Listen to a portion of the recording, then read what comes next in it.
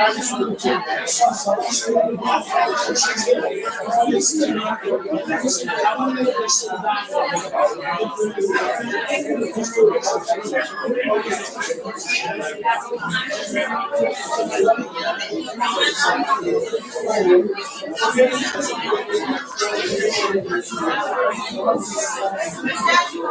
afternoon, ladies and gentlemen. Can I have your attention, please? I would ask if everyone can find a seat as we get ready to start.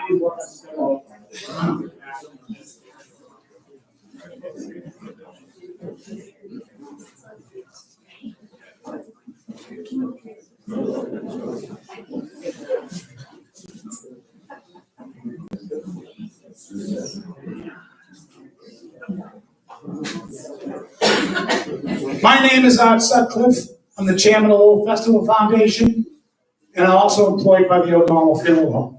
And it was my pleasure to put this together for Audrey, as she was a dear friend for years, not just to me and my wife, but to my daughter. Audrey was very, very close. And Greg, we feel your pain, buddy. Okay? But Audrey was always smiling, always had a joke, always was the life of the party. Ask anybody that hit room 903 during a Little Folk Festival. But, well, I'd like to start, like I said, I don't want to make this too religious, but I would like to start with a prayer. And if you would just bow your heads and listen. Jesus, let your presence manifest in this place. As we gather here to mourn our beloved Audrey, may you bring healing into our hearts. Be our Alpha and Omega in this funeral service. Let the things we share about Audrey bring joy and healing in our hearts. We know it'll be hard for anyone to fill the gap that has been left in our hearts. But we also know that in days, weeks, months, and years to come, you will heal us. And what we will be left with are the fond memories of the times that we spent with our dear Audrey. We thank you for giving us a chance to spend time with Audrey while she was on earth. In Jesus' name we pray, amen. What I'd like to do now is I'm going to call names, those people that would like to say a few words, and whatever. But let's remember, it's a celebration of life, Audrey's life. And we want to make it as a celebration. So first, Kathy, dear friends of Audrey and Greg, I'll have you come up and...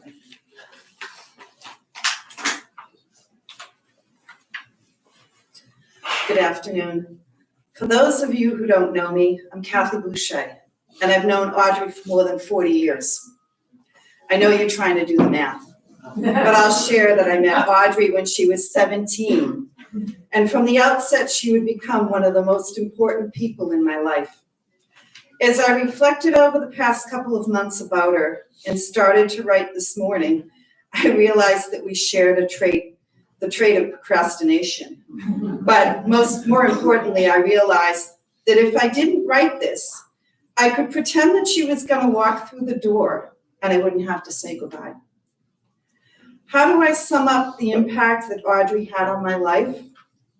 I can share that she was much more than a friend.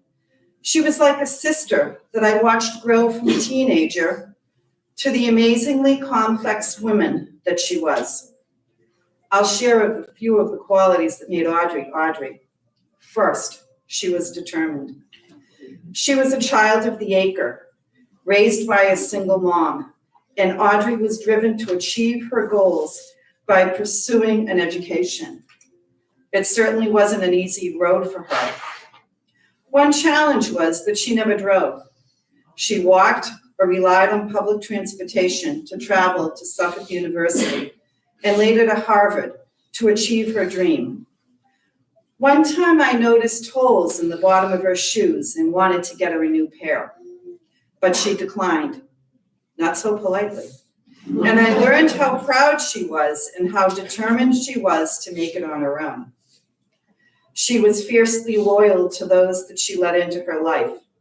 She became so much a part of my family and played an enormous role in nurturing my daughters to make sure that they grew into strong, independent women. We shared many Sunday night dinners with my entire family, and at one point even shared the same little black dress. For those important events, marking reservations on the calendar to make sure that we were covered. No matter how much time passed between visits, we always picked up where we left off, more like a treasured sister than a loyal friend.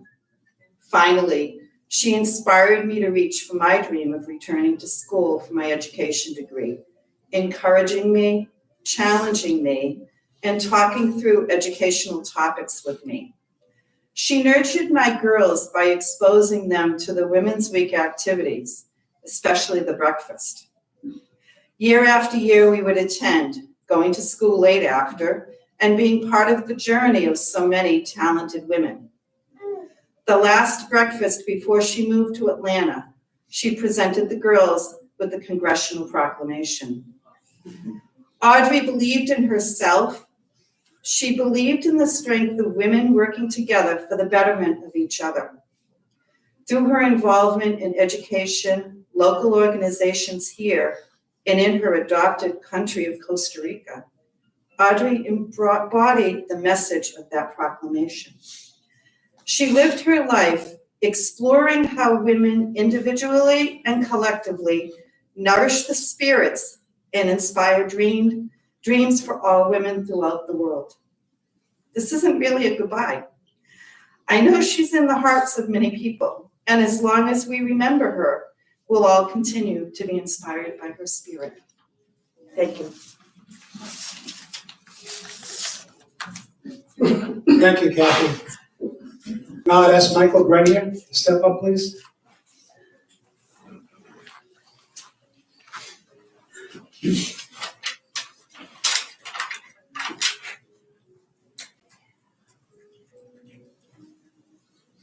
Good afternoon. For those who don't know me, I'm Michael Grenier, and Audrey and I were the closest of friends for over 30 years. We met through my sister Kathy while Audrey was teaching CCDF at St. Patrick's here in Lowell. I'm proud to say that I was her best person at her wedding to Greg, and she was mine at my wedding to my husband, Julio. Words cannot understate the extraordinary impact Audrey had over my life over those 30 years. She was the first friend to whom I confided that I was gay, and she warmly accepted and supported me. When we were younger, we spent many nights drinking coffee and having long, meaningful conversations. She had such a passion for justice, for knowing and feeling that the world could be so much better than it is. During one of these late night conversations, Audrey told me of how important the idea of community was to her.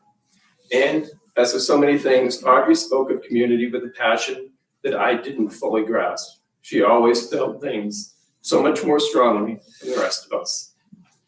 Since February, as I've reflected on her life, I realized that she lived her life by finding, embracing, and fostering community wherever she went.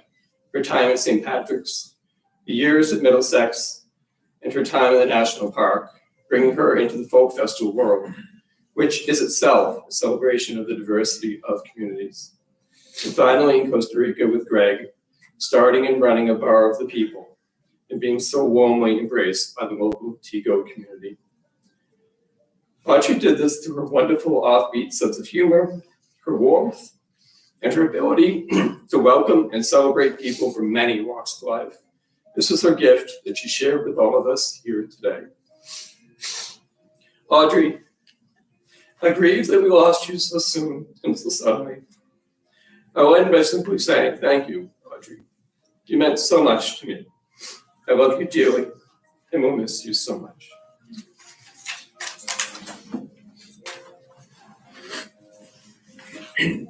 Thank you, Michael.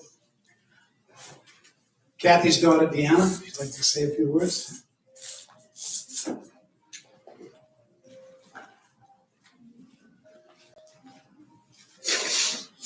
Good afternoon. My name is Deanna and Audrey was my godmother. When I began thinking about speaking today, It occurred to me that I would be speaking from a place of envy of most of the people in this room. Most of your memories of Audrey are from the perspective of an adult. The majority of my memories of Audrey are from the perspective of a child. Memories from childhood are fuzzy at best. The details swirl and fade and become intertwined in ways that simply don't make sense. However, the benefit of memories from childhood is that the feelings you experienced stay with you so vividly. How lucky am I to have had such a close bond with Audrey during those formative years? Words like determined, energetic, friendly, and passionate describe Audrey, but they don't capture her. I'd like to reflect on Audrey through the feelings I recall from my childhood. Please join me as I work backwards through some of my favorite feelings caused by Audrey. The first is that of joy. Audrey came over to my house after finding out I was pregnant with a gift of 2 loveys for my baby. She said to me, "I don't know much about babies, but here you go." Fast forward to a few months later, and she was jokingly fighting with my mom and just kept saying, "Give me the baby." And "You get the baby all the time. It's my turn." Turns out she may not know much about babies, but she sure did love them. The next feelings are those of both humor and protection. It sounds like an odd combination, but they work. Audrey and Greg came over to a Thanksgiving dinner at my parents' house this past fall. We had turkey, which my husband Adam and I raised ourselves. This was really the first opportunity Adam had to interact with Audrey. So when she apologized if she made him uncomfortable with one of her jokes, he made the mistake of saying that she couldn't offend him. The rest of the night, Audrey would redirect the conversation surrounding the turkey and its upbringing, not wanting to know any details of the life before it was on her plate, and instead spent the whole time trying to make Adam uncomfortable, which he, of course, gave right back. Audrey did jokingly threaten Adam at our wedding as a protector of me, to which he said, "Not many people scare me, but I do trust that she means what she said." Going back into more of the fuzzy memories, I remember the feeling of pride and later understanding when Audrey would state that she and my godfather were primarily political godparents, which worked out in my favor. The feeling of enthusiasm as I played the biggest game of hide and seek at the folk festival, except Audrey didn't know she was hiding, and my mom usually knew where she was taking us. The feeling of admiration when I'd look out my bedroom window into my backyard, where I'd see Audrey sitting with my other family members during a cookout, thinking that I couldn't wait to be like her one day. Finally, the biggest feeling that has stuck with me through all these years is the feeling of empowerment. Each March, I'd attend the Women's Day breakfast, where I hear about incredible, powerful women and their impact on history, not necessarily realizing the impact of the woman sitting right near me. And so today, I stand before you, a woman writing my dissertation for my PhD, aspiring to be a college professor, following much more closely in Audrey's footsteps than I had once anticipated. If I can do nothing else in my life, I hope to have the impact on a young girl's life the way Audrey impacted mine. As Maya Angelou once said, "I've learned that people will forget what you said, people will forget what you did, but people will never forget how you made them feel." I, for one, can promise I will never forget how Audrey made me feel, and for that, I am so thankful.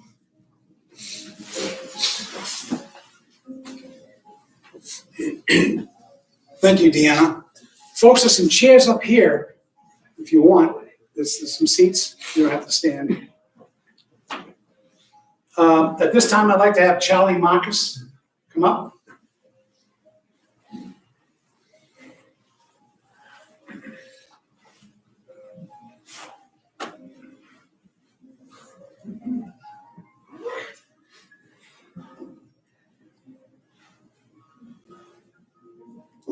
Life is hard. The hardest I've ever laughed was with Audrey, and the hardest I've ever cried was on Audrey's shoulder. We all in this room lost our best friend. We lost a rock. We lost that one friend who could tell us what we need to hear and not want to hear. Life without Audrey is going to be harder. For almost 20 years, Audrey has been a part of. For almost 20 years, Audrey's been there for me through some of the darkest times of my life, and I always am grateful for her friendship and guidance. The best advice she ever gave me was keep my wife and get rid of my shrink. Greg, I know hurt and I know pain and the feeling in the stomach and that weak spot in your chest. but I also know that you will make it through this. I know this because we have some of the best friends in the world, and they're all in this room right now. Take your time, utilize your space, and let your friends work their magic. We can't bring Audrey back. However, she left so much of her soul in all of us that we can keep her spirit alive. Can't wait for you to move up here. Bye.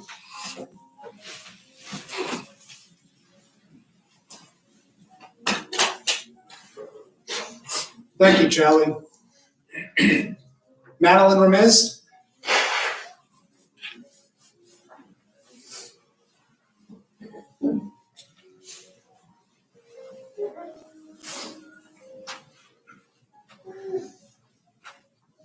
So I wasn't planning to speak today, but when Greg asked me to, of course. So please bear with me as I kind of get some thoughts together.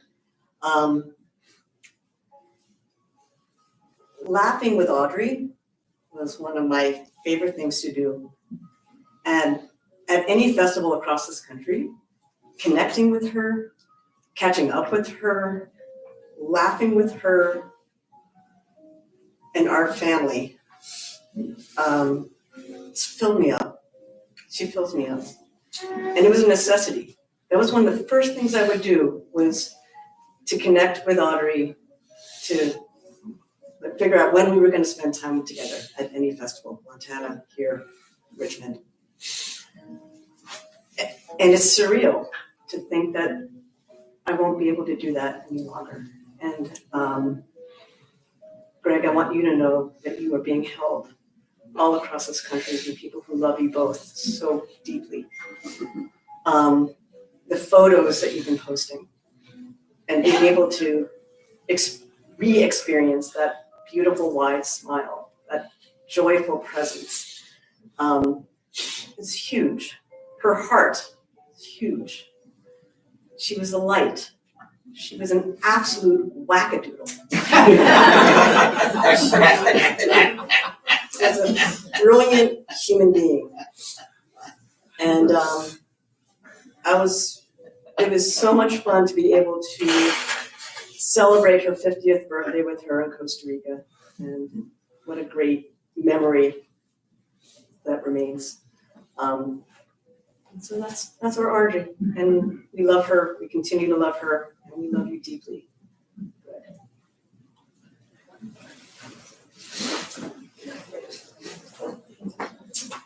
That's a new word we're gonna have to incorporate in our folk festival. She's wackadoodle. Janet Leggett, would you come up, please?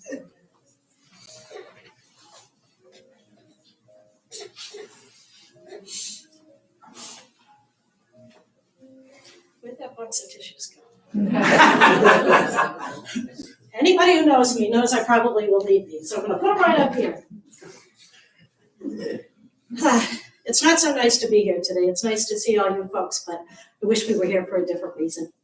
I have a little picture with me of Audrey and I when she moved. She gave me a set of 3 pictures of the 2 of us because she didn't want me to forget her. Those of you who knew Audrey knew that's kind of how she was. You know, it's like, don't forget me, don't, you know.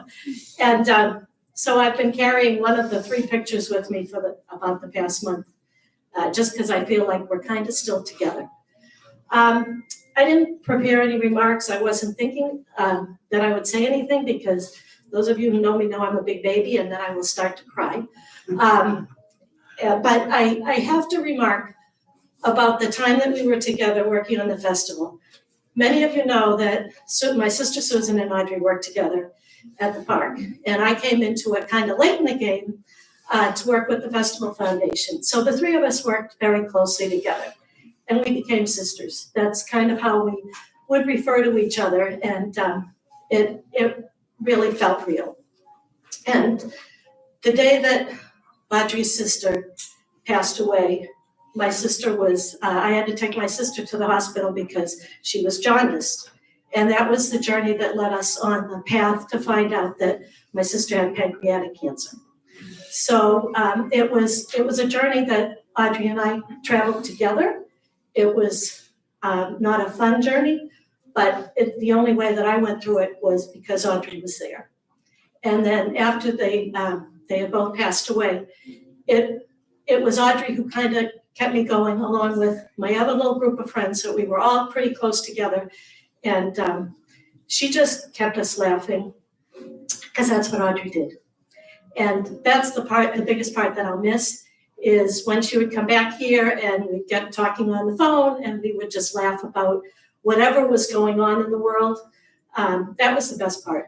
I'm always going to remember that laugh and that big smile and the big hugs that she would give. And she might not be with us physically anymore, but she'll always be in all of our hearts. And I made it through. But I'll take this one out.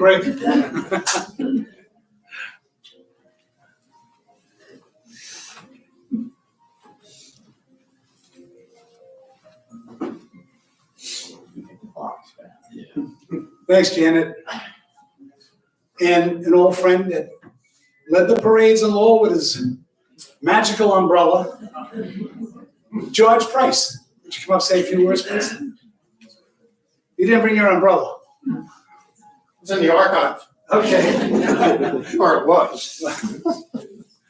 We break it out on occasion. Okay. Hi, everybody. I'm so pleased to have heard the remarks about the folks that have known her in a personal way and all the things that you've shared. It's certainly very special. I worked at the Lowell National Historical Park for about 15 years, starting in 1980. And I was actually there when she started as a high school intern. And I probably have one of the only recollections of anybody else in the room. I thought she was shy.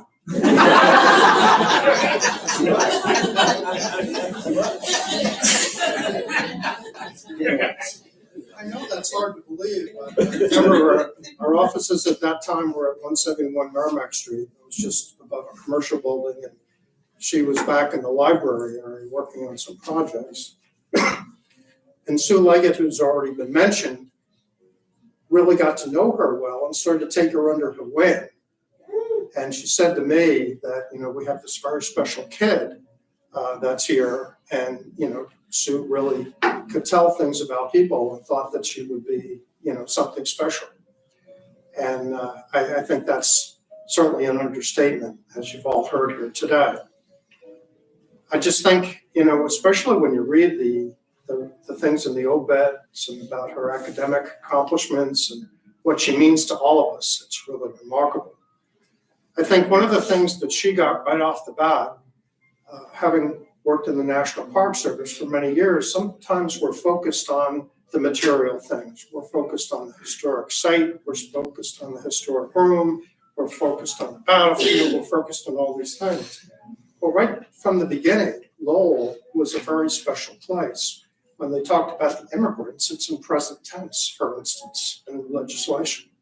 And Audrey really got that it was all about community. You've heard people talk about her and community already. And she understood that about the story. And this was a place that she loved. And I think her focus on community was very, very special. I think that, like all of you, laughing with Audrey was really something. But I think really watching her grow was really something special. And then when she met Greg, that just added a bonus. And I got to tell you, Greg, your wedding during that festival week was one of the best ones. We still talk about that. I mean, I remember, when you were all standing there on the tree and we went around the corner and saw the tent and, all the music and all the fun the entire day was really spectacular. And then when she started to accumulate her degrees, and then when she was teaching the courses, and then when she was broadcasting from your sound booth area on Market Street Park, I mean, all these things were really terrific. I think one of the last times I saw her was actually at whatever the last festival was and caught up with you guys on that stage. I think the last thing I just wanted to mention about this special person is that we've all loved her as a person, but the one word that I've been thinking about the last couple of days was impressive. I mean, when you think about her accomplishments and you think about how she has been so outgoing and loved all of us and could pick up where we start off, as one of her friends mentioned, I think was really, really remarkable. And I'm certainly glad that she's someone that I had the chance to meet during my life.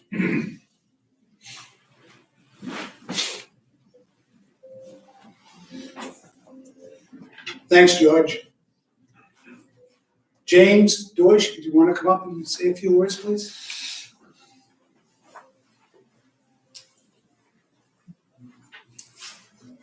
Actually, this is a nice segue because what George was talking about, her impressive accomplishments and particularly in academics, is what I'd like to address. We've heard people talk about Audrey as the life of the party or loving, caring wackadoodle.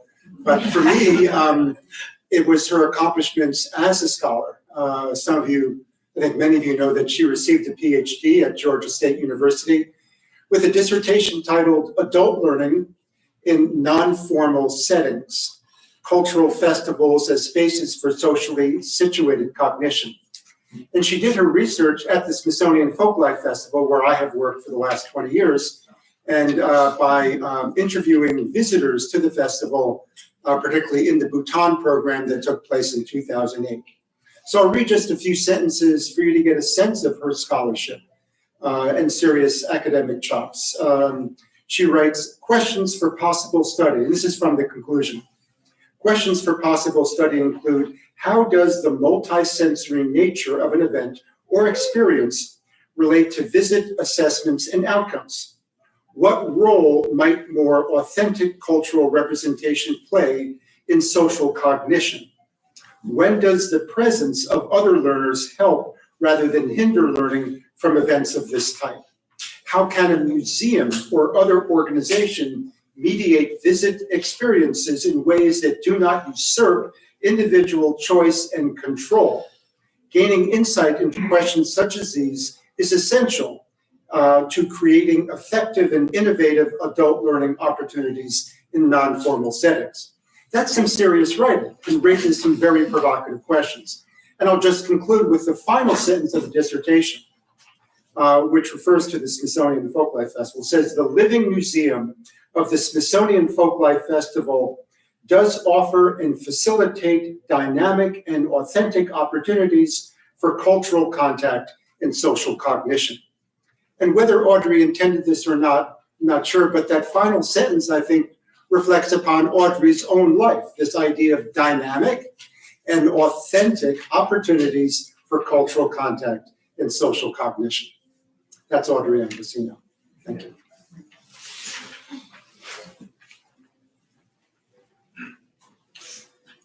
If I could have Gary Rosen please come up and say a few words.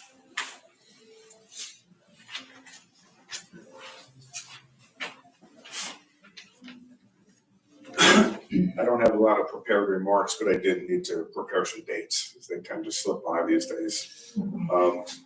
Unfortunately for me, I probably knew Audrey for the shortest amount of time and for anybody here. But fortunately for me, I probably know Greg longer than anybody else here. And I wanted to talk a little bit about our background, kind of how Audrey came into my life. It was different than I think most of you, because she came in and I got to know her through Greg. Greg and I first met back in the late 80s. He was working for a recording equipment company down in Fort Lauderdale. And we became friends pretty quickly. Friendship kind of changed into more like brothers. Neither one of us had one, and we became each other's brother for a very long time. He worked with us at our studio, building things. He and I had a business where we made speakers. And at one point, he invited me to come to Washington for this festival. I've never been to a festival like that. So I went down to the Smithsonian and was really quite intrigued. The following year, he asked me to participate, and we recorded the main stage at the festival. And for the first time, I got to understand the nature and the community of the festival people. And it was a wonderful experience. Greg and I continued to be very close. He lived in Fort Lauderdale. His mother was in Chicago, and they would both come to New Jersey to my house for a holiday, which is kind of strange. So we were fairly close for a long time, and Greg was, he was kind of a bachelor and kind of doing his own thing out there. And imagine my surprise one day when I got a call from Greg, and he goes, so I'm getting married. Okay. Anybody I might know? He said, no, you haven't met her, but you'll like her. Okay. I think a little quick legal procedure to get Audrey on his medical coverage in Atlanta, kind of a quick informal thing. And then about a year later, the wedding in July of '05 with the legendary Joe Wilson. My wife and I came with our twins, who were then 5 years old at the time. It was an interesting exposure for them to meet the crowd. It was great. I guess in April of 2013, Renee and I flew down, got our first look at our Puente Negro, and spent time with Audrey and Greg. And what had happened from really that first phone call was there was no longer Greg. It was now Audrey and Greg. And Audrey came first. And it was pretty clear. And for me, wanting to see my dear friend well taken care of, he had found his mate. He had found somebody that was his equal in so many ways. It was wonderful to see. And Audrey had this amazing skill. Academically, she was amazing. She was talented, but for me, what she had was the most amazing ability to disarm people, to make you comfortable. It didn't matter who you were. If you were in her presence, the tension in your shoulders went away. You just had a good time. She made everybody feel comfortable all the time. And for that, I'm appreciative for Greg having the years with her. I'm appreciative. She's a wonderful person. She was great. And it will still be Audrey and Greg.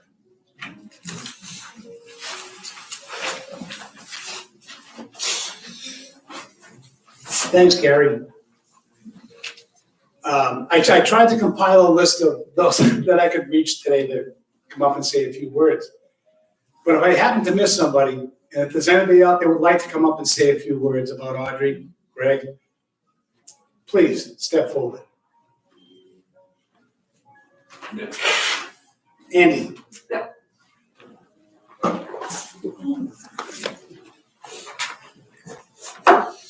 Hi, I'm Andy Wallace, and I've known Audrey for 30 years. I've been associated with the National Council for the Traditional Arts for a little over half a century. Known Greg for pretty close to half a century. And been in this town, which I dearly love, for 35 years, for all but the first festival. Audrey, she was such a force in nature, a vibrant and compelling presence that it's hard to believe she's no longer with us. I first met her 30 years ago during the early years of the Lowell Festival. She'd just become public information officer for the National Historical Park at a precociously young age. I was working for the NCTA, putting together the program and the stages for the festival. And Audrey's job was to take me around the local radio and TV stations and other media outlets to promote the festival. In the course of making the rounds, we became friends. I was immediately struck by Audrey's razor-sharp mind and zany sense of humor. Over the next few years, I had great fun hanging out with Audrey and all the other folks who were involved in putting this festival together. Fast forward a few years, and Audrey and my old friend, audio engineer Ace Greg Lamping, became an item. In 2005, these two peas in a pod were married at the Lowell Folk Festival, as we just heard, with the Reverend Joe Wilson presiding. As you can say, this was a match made in heaven, or wherever we're at. Shortly thereafter, the happy couple decamped for Atlanta for a few years, where Audrey got her doctorate, and then to Costa Rica, where they bought a bar and welcomed folks from all over the place. It's already been mentioned, there was a fabulous 50th birthday party for Audrey down there. She continued to work on the festivals and was one of Van CTA's first string of stage presenters. With that mind of hers, it didn't take her long to get the facts down. Audrey was, or is, the embodiment of what's so special to me about this community of Lowell. The girl from the acre, against all odds, had a profound effect on so many of us. Right now, she's probably hanging out with Sue Leggett, Sandy Walter, and John Green, and Zenny, these pros, and all the Lowell folks who made this such a special place. Rest easy, Audrey. My old friend Jim Griffith used to say, if I don't see you in the future, I'll see you in the past.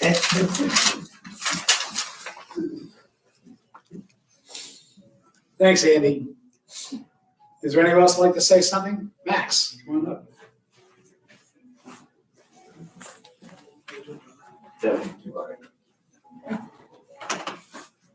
I'm an art lover.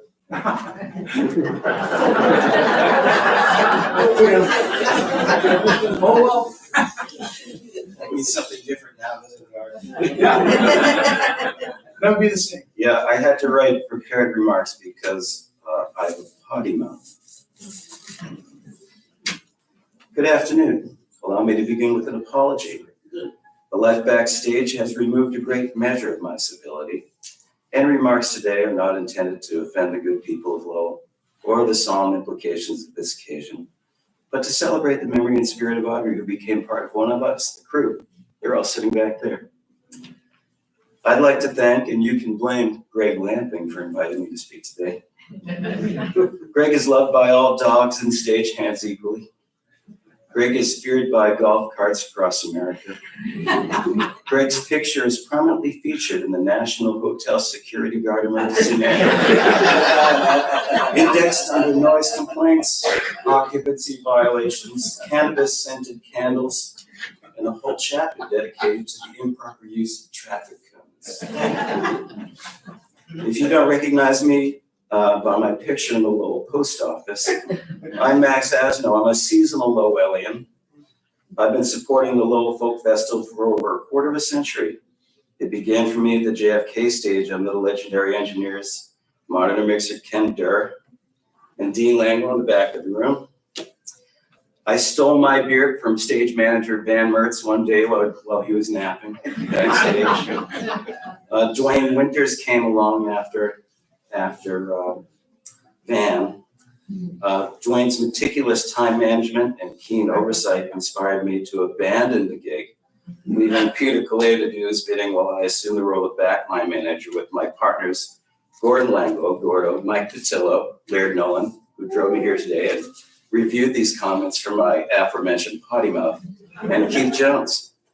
Between the five of us, a river of Guinness and a cloud of smoke that told the tales of 1,000 nations, we managed to make an easy job look difficult. A trade secret that this feat was expertly accomplished by a lone superwoman we called Jamie Kelly, also back there. Hello, Jamie.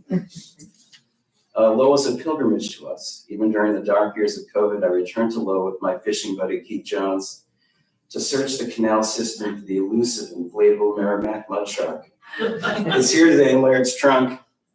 We briefly formed a throuple, but the swells of the siren song of the canal's murky waters and the custody battle of a Mary Bachman rubber duck ended our former relationship, sadly. Those unfamiliar with festival backstage culture should know that Greg and Audrey became a single word, or Audrey and Greg for some. Their hotel room globally became famous for their hospitality and the hub of our stage life. Each night, this overstuffed room of crew and musicians conspicuously consumed mass quantities of bacchanalian delights into the wee hours of the morning. Somehow we made shows happen. We lived deeply for each other in the course of this work. We fully celebrated each city, every moment, and emptied out every package store within radio range of the festival operations trailer. I'd be castigated for divulging the details of the crew room private concerts, our hallway bowling tournaments, the Steve Fisher tales, the Dennis Blackledge bail bonds. They all remain private. One can only imagine the sultry nature of the artistic decor from the 99-cent stores and the party kit road case that went everywhere we went. But what happens in room 100 stays in room 100 to protect the innocent. There are, however, poignant moments of innocence, moments of love and loss. And if I might, I'd like to ask you to indulge me with a deeply personal recollection of a night that actually changed the course of my life. Would that be okay?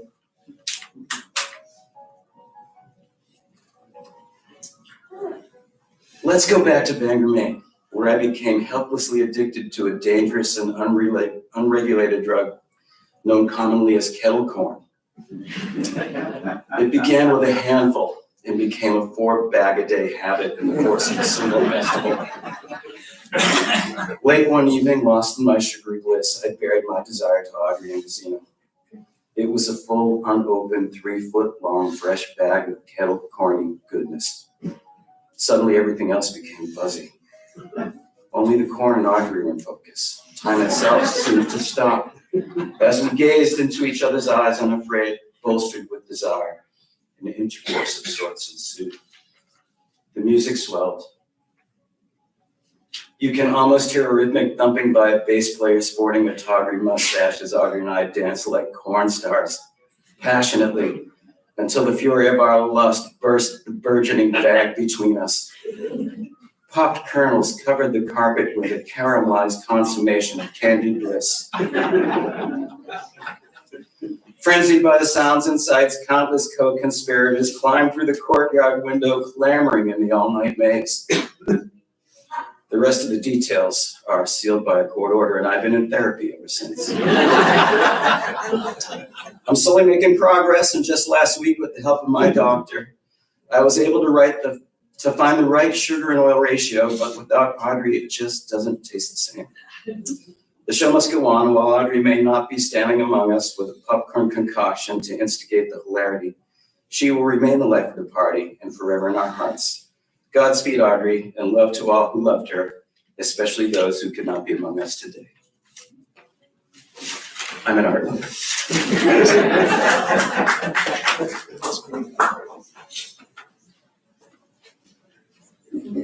Well, that was an insight to the festival, wasn't it? I know you all want to join now, just to get the kettle corn. Is there anyone else that would like to say any words? Sure.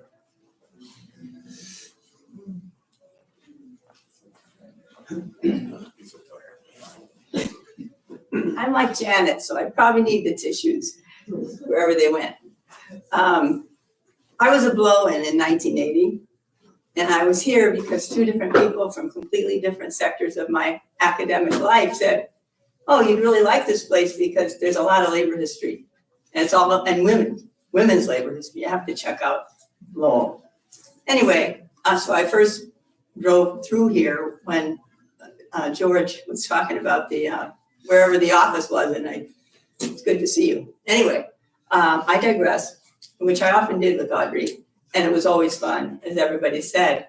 And as the person before said, some people can make really easy things look difficult.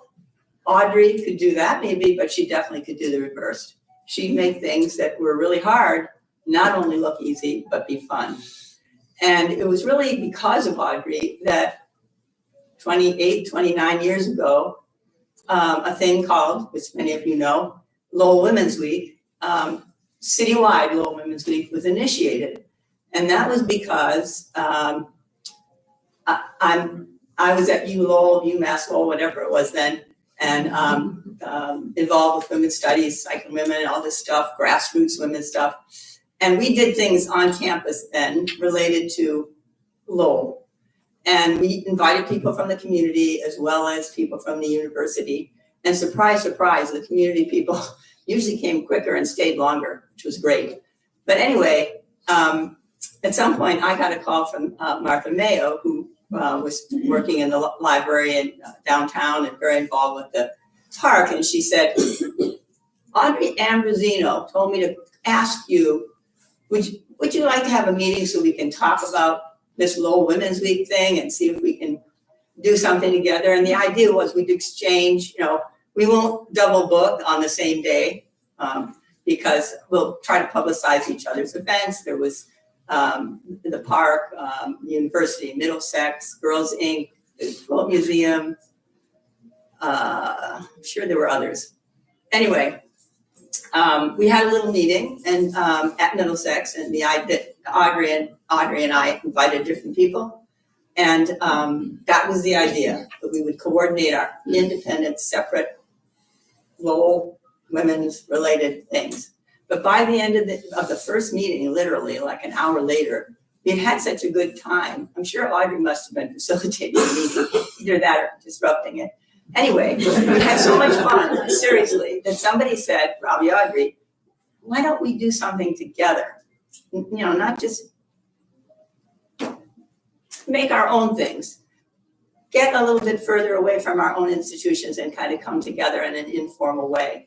And that was, as I say, almost 30 years ago. And for the first, 10 or so, Audrey and I first got to know each other. One of the first things I remember is Tess, who's still there after all these years, and Audrey from the National Park, and being at UMass Lowell to talk about media images of women.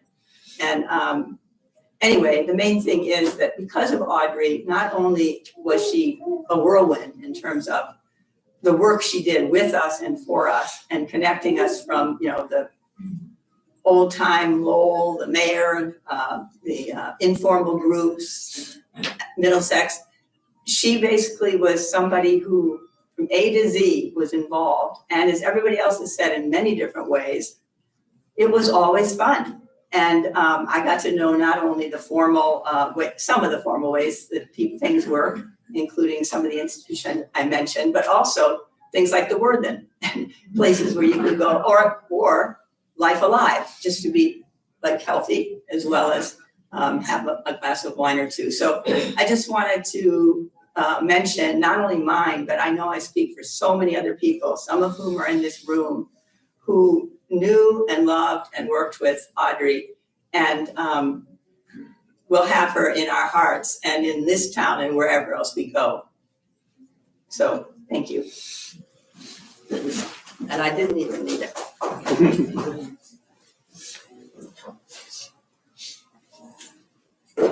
Is there anyone else who would like to come up and say a few words? We could probably go on all day and talk about Audrey, but we've heard a lot. And if not, Greg, you want to say a few words?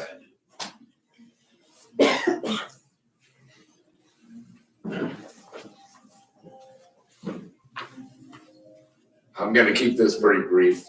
My mother always told me that the Lampings had a terrible affliction, that we were born with our bladder too close to our eyes. So I'm a bit of a sap when it comes. I cried at Seabiscuit. But I just want to thank you all for coming here today. Audrey and I had a love that was like nothing else I ever had in life. We shared a common background, parental-wise. We shared an intellectual passion. We shared an intimate passion. We shared a humorous passion. She was just the best. And like everyone here has said, it's Greg and Audrey, and it'll continue that way for a long, long, long time. Certainly my time. So thank you for coming. We'll all, I'm sure, get together after the thing. And I just want you to know that I love you all. Audrey loved you all. Audrey loved this city. And this city sure loved Audrey. Thank you.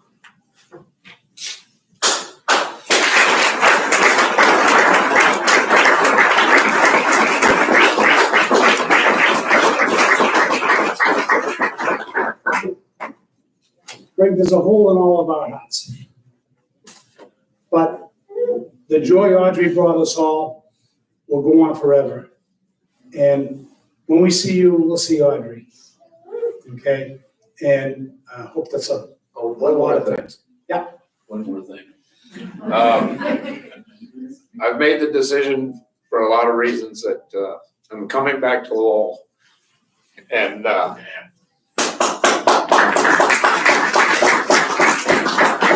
kind of feel it's my home, and it is now. Yeah. Well, we'll remember Audrey even more then. Yeah. The more we see you, the more we'll think of Audrey. And we'll never forget her. And I'm sure I speak for everybody in this room.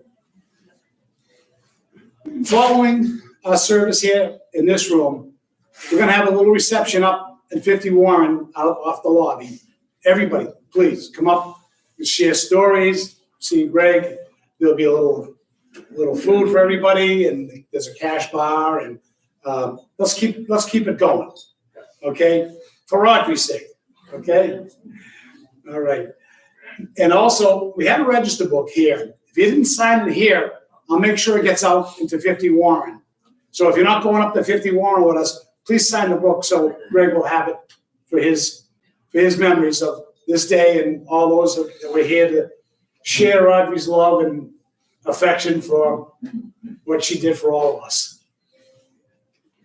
I'd like to close with one more prayer, as it is supposed to be a celebration of life, but that's all right.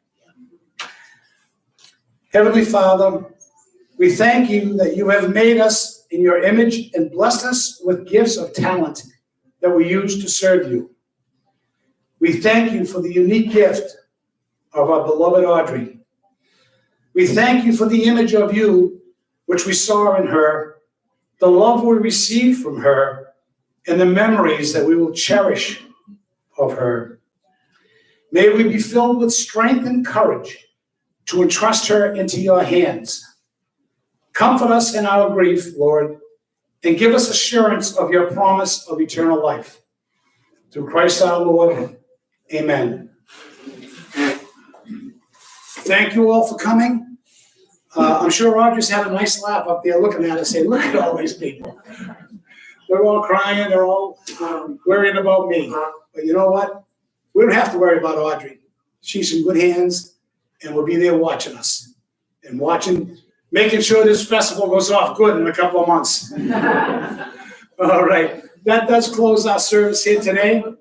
Again, thank you all for coming on Greg's behalf, and hope to see you all at 50 Warren, right off the lobby. Thank you.